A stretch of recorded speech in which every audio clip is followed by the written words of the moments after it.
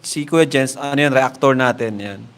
Official reactor. Ayan, hello po mga kalingap, magandang araw po sa inyo lahat, Square Gents, and welcome back po sa aking YouTube channel. Sa mga bago lang po sa aking YouTube channel, huwag niyo pong kalimutang mag-subscribe and click the bell button para lagi po kayo updated sa ating mga bago upload na video. At huwag po natin kalimutang suportahan ang Team Kalingap sa pangunguna ni Kuya Val Santos Matubang, Ate Edna Vlog at syempre Kalingap Rob. At pakisuportahan din po ang mga kasamahan sa Team Kalingap. Nandiyan po ang K-Boys, Kalingap Partner, Kalingap Reactor, at lahat ng charity vloggers sa buong Pilipinas sa tumutulong sa mga kababayan natin na lahat may hirap. Supportahan po natin lahat, guys. So bago ang lahat mga kalingap, gusto ko pong sabihin na namiss ko po kayong lahat mga kalingap. Grabe, ngayon na lang tayo ulit mga kalingap nakapag-reaction video, and sobrang namiss kong magbigay ng reaction video sa sinusuportahan po natin, hinahangaan at inaabangan natin palagi na Jomcar mga kalingap. And ang dami nga pong nangyari ng mga panahong nasa Maynila ako mga kalingap, nung wala po ako, ang dami palang nangyari mga kalingap. And isa nga sa mga nalaman ko ay itong issue kay Papa Joms mga kalingap na napamalita nung time na wala po ako. So hindi ako updated, ngayon ko lang ito nalaman mga kalingap. And nalaman ko na ito nung nalaman ni Carla ay sobrang gulat po ni Carla mga kalingap, na yan ang ating panunuorin at bibigyan ng reaction video galing po sa vlog ni Kuya Nel at interview kay Papa Joms. So tara, panoorin po natin mga kayo, huwag natin patagalin pa, panoorin na po natin, bigyan natin ng reaction video in 5, 4, 3, 2, po si Kalingap Jomar. Since nandito po tayo, magkakasama tayo dito ngayon, ay tatanungin na po natin siya para matuldukan na to. Tuldukan na natin. Ano ba tong mainit na pinag-uusapan ngayon about sa live mo ba yon? Sa live ko yun. Sa live ni Jomar, Opo. na kung saan ay may nakita daw sila Na anino. na anino. Ayan. Ano yung pwede mo bang explain sa amin, bro? Bakit nila nasabing ganon? Merong nakita daw sila. Kanino ng ano yun? Ano daw ng kamay ng babae? Ay, kamay na babae? Oo. Sige, explain mo, bro. Ayun ko baka bakit. So, wala lang yun. Gabi na nun ko yan. Actually, relive na lang kasi yun. Alam ko kasi relive na lang yun eh. Tapos, di nga ako makatulog. Kaya sabi ko, mag-relive ako. Actually, di ko nga alam kung relive. Pero, gabi na kasi yun. Oh. Ulit-ulit ako. So, usually kasi nagla-live ako, andun ako sa may lamesa. Eh yun kasi, yung live ko na sinutukan nila is unplanned naman kasi yun na mag-live ako. Tapos, nakahigaan ako sa may kama. Parang ganun lang. Para if ever, antukin ako, diretso tulog na. Ngayon meron ko siya nakitang anino daw, na hindi ko alam kung alin yung tinutukoy nila. Ang sabi nila, may anino daw ng kamay ng babae. Ah? Oo.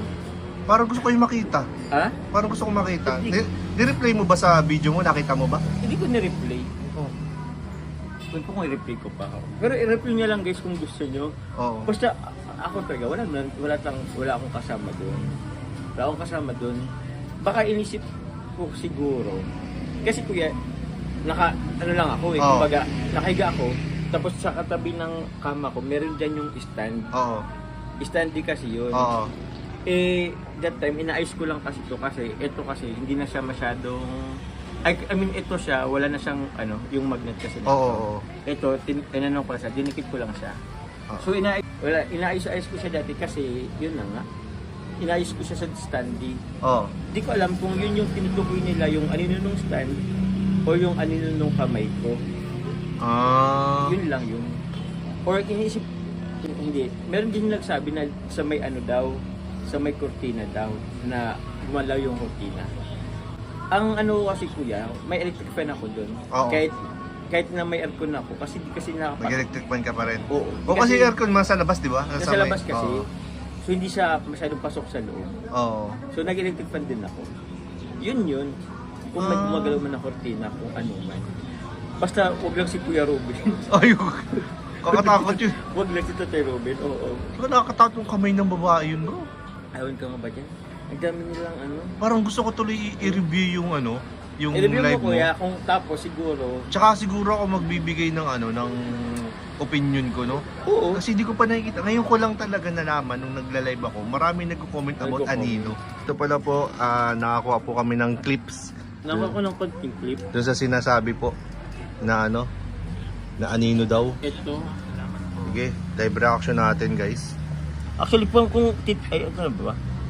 Kung titingnan mo din talaga, parang mapapaano ka din talaga. Oh, mabilis. I-replay mo, bro. Yan, no? Dito sa part na yan, no? Dyan. Yan Ay, na. oo nga, bro. Grabe ano? Bro. Natakot ako bigla ngayon. Bro, ka-creepy, bro. Oo. Taas na yung balahibo. Bro, tumbas yung balibo ko, bro. Grabe, bro. Actually, natakot ako ngayon dahil sa... Pero ang weird na parang ginanon ko lang.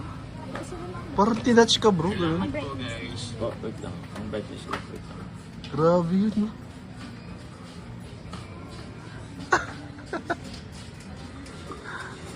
Ano ba yun? Ito ba yun?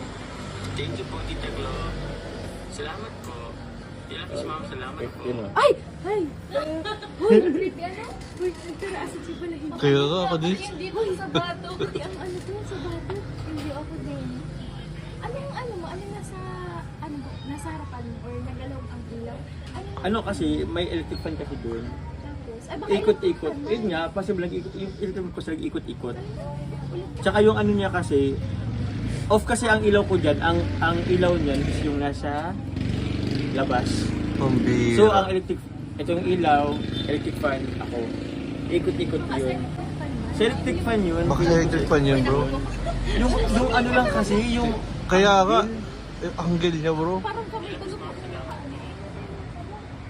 Ang weird naman, nagaganon ako. Ay. Dito mo na, pag nag-ulit lang. Ay, sige, pag nag-ulit. Ay, ano na kasi, stop na siya. Pero once lang nag-ano. Dapat, 2 beses yan. Maraming beses yan. Uy, Kilabutan na. nagtataasin ang balahibo. Kinakalibutan ako, legit. Sa bato ko nagtataas. Ako dito, Dapat, tapos dapat ito. dalawa, maraming beses yan kasi kung paulit-ulit yan, Hindi di ko ba? alam eh. Electric fan yan, di ba? First time daw niya matakot ng ganyan. Ngayon ko lang din kasi nakita. Ay. Nilabutan ako. Saan? Sa live? Alas 12 na rin. Hindi, hindi. Yung mismong Timestamp. Tita Glo. Ah, di ko alam. Salamat po. Wait lang. Oo. creepy. Uy, daw ulit-ulit yung nagtataas. Parang ano siya. Isip ko tuloy yung ano siya nung ano.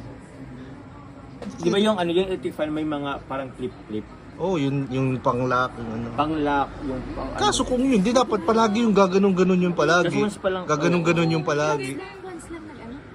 Ayoko na. Once lang. Alam, di ko alam. Di ko alam. Ulit-ulit mo. Ah, Ay, doon na kasi sa ay, ano, doon sa mismong ano ko. Kasi samahan mo muna si Papa Jones, ha? Ayoko, muna. So ayun po mga kalingap, ano grabe, kahit ako mga kalingap, kinilabutan po ako dyan sa napanood kong yan mga kalingap na video clip, ano galing daw po sa naging live ni Papa Jones na kung saan parang merong anino ng kamay ng babae daw, di umano, yung parang dumaan sa mukha ni Papa Jones nung time na naka-live siya sa apartment. Pero nilinaw naman po ni Papa Jones na wala siyang ibang kasama doon kundi siya lang.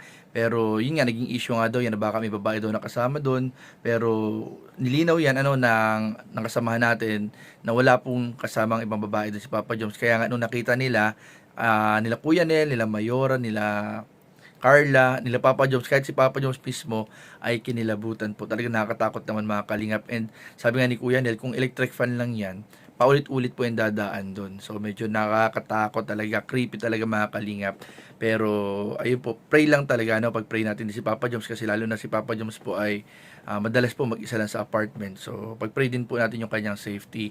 And ayun mga kalingap, sa mga nag-aabang po ng episode 108 ng Tambalang Jump Car, ay inaasahan po natin na this coming week po ay magkakaroon na po ng part 108 ng Tambalang Jump Car, and lalong-lalo na abangan po natin ang magiging superhero costume po ng Mag-Agom, and we hope na magiging kasama yun sa part ng 108 ng Jump Car para nakafocus lang sa kanila yung part 108 kung ano yung mga magaganap sa kanila.